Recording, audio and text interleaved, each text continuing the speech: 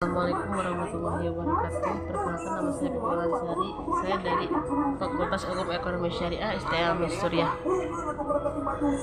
Pada kesempatan ini saya akan memperlihatkan 10 contoh jurnal dan 10 contoh skripsi. Adapun skripsi yang pertama dari Lirik Apriliani dengan praktek huluk pada masyarakat Sasak. Studi kasus di Kelurahan Renteng, Kecamatan Paya pada tahun 2020. Adapun penelitian ini menggunakan penelitian kualitatif. Temannya yaitu pandangan masyarakat tentang penelitian. Maksud dari skripsi ini bagaimana upaya masyarakat untuk mengurangi fenomena yang terjadi akibat praktek huluk yang terjadi dengan cara melakukan perubahan perilaku masyarakat guna memperoleh rasa aman nyaman dalam satu masyarakat.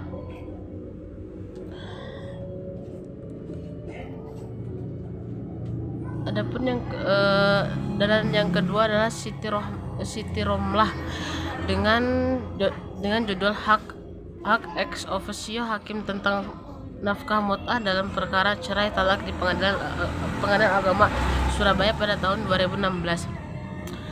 Adapun penelitian ini menggunakan penelitian kualitatif. Temuan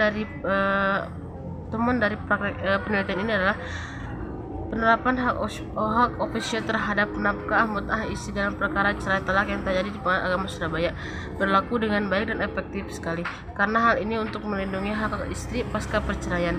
Pertama, dasar pertimbangan Hakim Pengadilan Agama Surabaya dalam hal menggunakan wewenang hak ofisial yaitu dengan mempertimbangkan fakta yang ada seperti alasan dari perceraian, sedangkan hakim yang tidak menggunakan hak ofisialnya yaitu karena istri sudah tidak mau menurutkan haknya. Kedua, hakim telah menggunakan hak ofisialnya dengan baik dalam menentukan mut'ah istri yaitu mengacu pada kemampuan suami serta keputusan dan kepantasan. Adapun skripsi yang ketiga yaitu dari Dewi Maspupah dengan judul analisis hukum Islam terhadap ikrar talak di Pengadilan Agama Bojonegoro tanpa dihadiri atau di jasa hukum atau kuasa hukumnya pada tahun 2016. Penelitian ini menggunakan pendekatan kualitatif. Adapun teman adalah dalam perkara perceraian talak Pengadilan Agama Bojonegoro tidak dihadiri istri atau kuasa hukumnya. Sebenarnya telah dilakukan pemanggilan secara resmi dan patut oleh pengadilan untuk menghadiri sidang sampai keputusan. Sedangkan keputusan yang membacakan adanya upaya hukum per z jika keputusan prastek dan upaya hukum banding kasasi jika keputusan koordinator. Waktu upaya hukum setelah keputusan dibacakan adalah 14 hari dan setelah tidak ada perlawanan oleh pihak permohon, maka majelis hakim memanggil kedua belah pihak untuk menghadiri sidang ikrar talak. Untuk suami menjatuhkan talak di depan Pengadilan Agama kepada istri, akan tetapi pihak istri tidak menghadiri ikrar talak pada tanggal yang telah ditentukan oleh Pengadilan Agama Mojokerto. Adapun yang keempat yaitu dari Muhammad Zidni Al-Mubarak dengan judul skripsi analis hukum Islam dan hukum positif Indonesia terhadap keabsahan rujukan pasangan yang telah ditalak 3 di luar pengadilan. Studi kasus di Desa Berbek, Kecamatan Waru, Kabupaten Sidoarjo pada tahun 2021. Adapun penelitian ini menggunakan pendekatan kualitatif. Temuan penelitian adalah baik antara hukum positif Islam memiliki persamaan dalam talak 3 yaitu sama tidak dapat kerujuk kembali, dengan catatan bahwa talak itu diucapkan dalam waktu yang berbeda. Walaupun demikian terdapat perbedaan di antara dua sumber hukum tersebut. dihukum positif talak harus diucapkan di depan persidangan, maka dalam hukum Islam ucapan talak menjadi sah dan berlaku akibat hukumnya walai tidak diucapkan di depan pengadilan.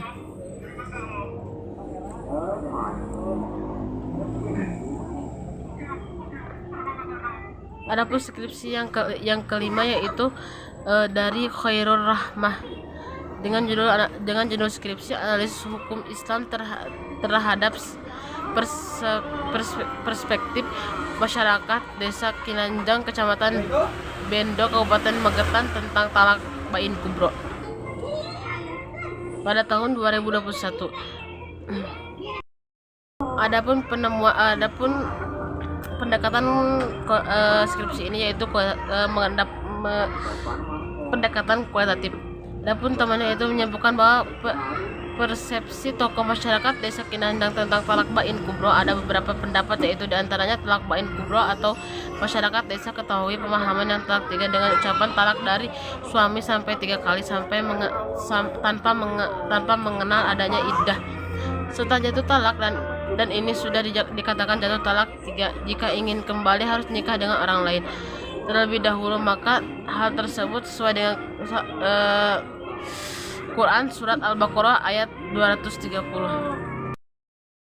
Setelah saya memaparkan beberapa skripsi di atas, maka saya akan memaparkan beberapa jurnal.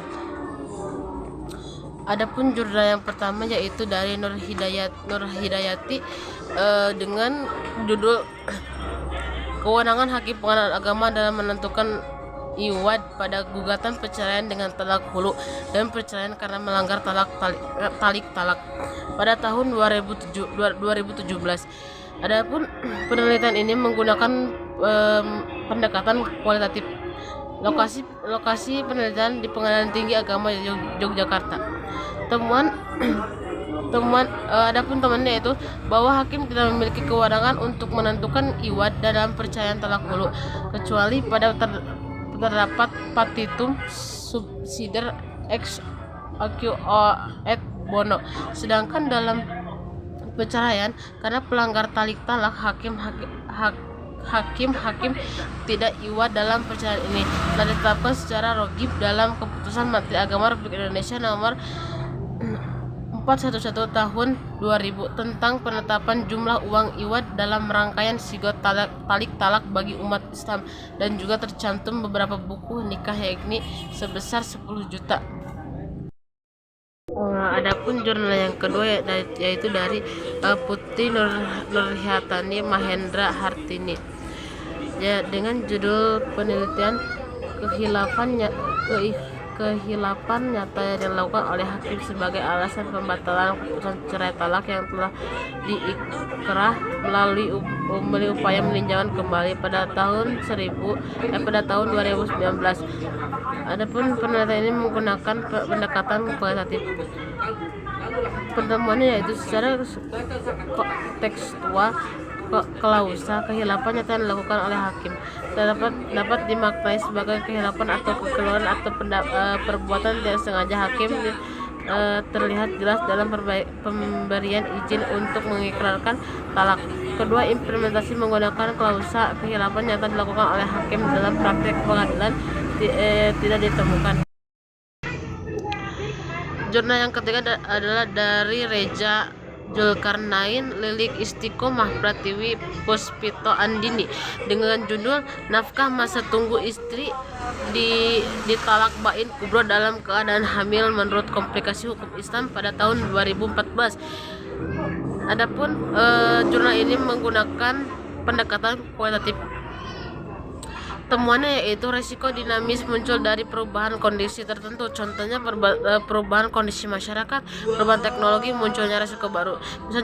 Misalnya jika masyarakat semakin kritis sedangkan haknya masih resiko hukum akan muncul karena masyarakat lebih berani mengajukan gugatan hukum.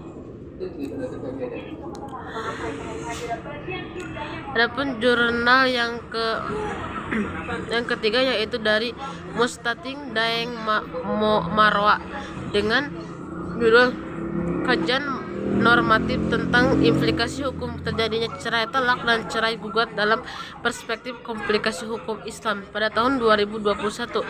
Adapun jurnal ini menggunakan pendekatan kualitatif.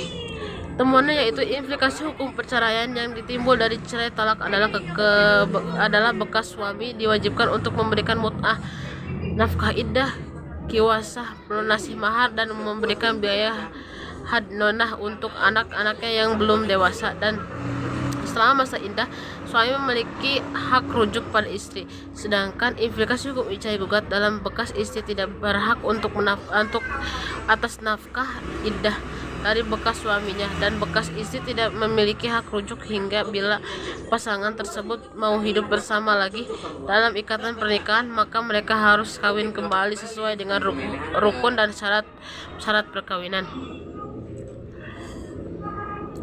Adapun jurnal yang kelima yaitu dari Maiskorutus, Syarifah Muhammad dan Muhammad Suad dengan judul Talak 3 sekaligus perspektif Syekh Wahbah Al-Juhaili dan komplikasi hukum Islam pada tahun 2022.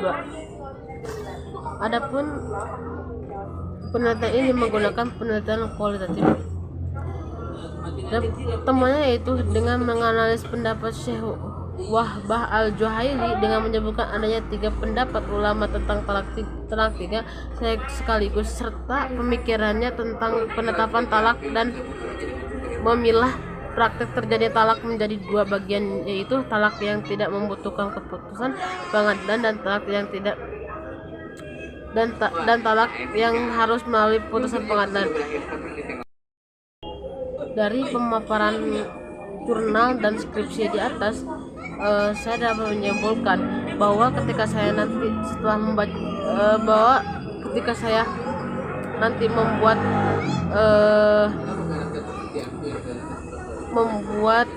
skripsi pada akhir semester, saya akan mengangkat judul tentang perceraian dalam perspektif hukum Islam, studi kasus Desa Waringesari, Kecamatan Takwa, Kabupaten Cianjur. Mungkin hanya itu yang bisa yang dapat saya sampaikan. Maaf bila banyak kekurangan. Wabillahi taufiq wal hidayah. Wassalamualaikum warahmatullahi wabarakatuh.